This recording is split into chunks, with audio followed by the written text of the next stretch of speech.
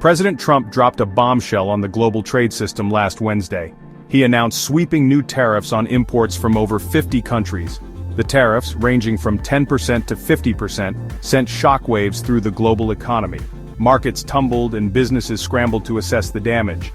The president argues that these tariffs are necessary to protect American jobs and reduce the trade deficit. However, critics fear a global trade war. These new tariffs are not the first imposed by the Trump administration. Since taking office, President Trump has slapped tariffs on steel, aluminum, and goods from China. However, the scope of these latest tariffs is unprecedented. They target a wide range of products from allies and rivals alike. The tariffs are scheduled to take effect in two phases. The first phase, a 10% tariff on imports from most countries, began on Saturday. A second wave of reciprocal tariffs ranging from 11% to 50% is set to hit specific countries on Wednesday. The timing of these tariffs is particularly concerning.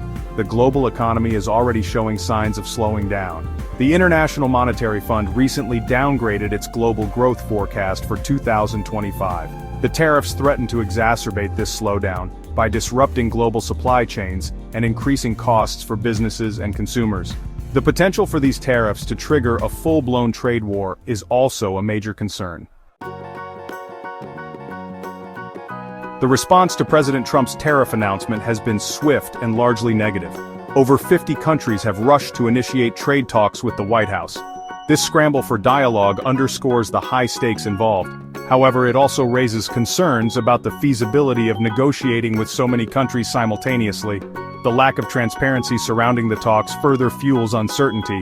The economic fallout from the tariffs is already being felt around the world. The S&P 1500 plunged nearly $6 trillion in value in the 2 days following the announcement. This decline adds to the nearly $10 trillion lost since mid-February 2025, highlighting the fragility of the market. J.P. Morgan, a leading global financial services firm, has revised its economic outlook. They now predict a 0.3% decline in U.S. GDP for the year and a rise in unemployment to 5.3%. The tariffs have also sparked fears of a global trade war. China, the European Union, and Canada have all threatened retaliatory tariffs. These retaliatory measures could further escalate tensions and damage the global economy. The potential for these tariffs to trigger a recession is a growing concern among economists and policymakers. While the overall response to the tariffs has been negative, individual countries have adopted different strategies. Taiwan has taken a conciliatory approach, offering zero tariffs as a basis for trade talks. President Lai Ching-te has also pledged to remove trade barriers and increase U.S. investment. This proactive stance aims to maintain strong economic ties with the United States. Israel, facing a 17% tariff, is seeking a reprieve through direct diplomacy. Prime Minister Benjamin Netanyahu is scheduled to meet with President Trump on Monday. He hopes to secure an exemption for Israel, citing the strong alliance between the two countries. India, hit with a 26% tariff, is engaged in talks with the U.S. on a possible trade deal. Unlike other countries, India has chosen not to retaliate with tariffs. This measured approach suggests a willingness to negotiate a mutually beneficial agreement. Italy, on the other hand, has expressed strong opposition to the planned 20% tariff on EU goods. Prime Minister Giorgia Meloni has vowed to protect Italian businesses, particularly wine producers, who are already feeling the pinch.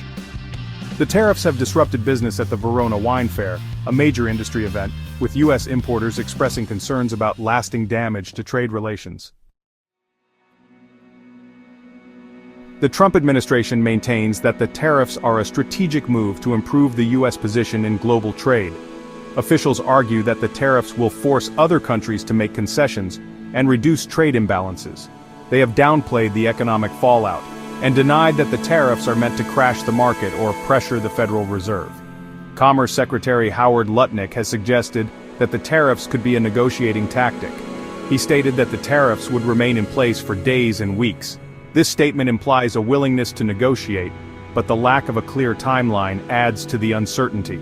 Lutnick also explained that even small, uninhabited territories were included in the tariff list to prevent larger countries from using them to circumvent the tariffs.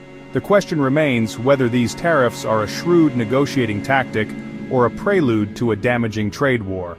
The outcome will depend on the willingness of the United States and its trading partners to engage in constructive dialogue and find common ground. The stakes are high, not just for the global economy, but also for the future of the rules-based trading system.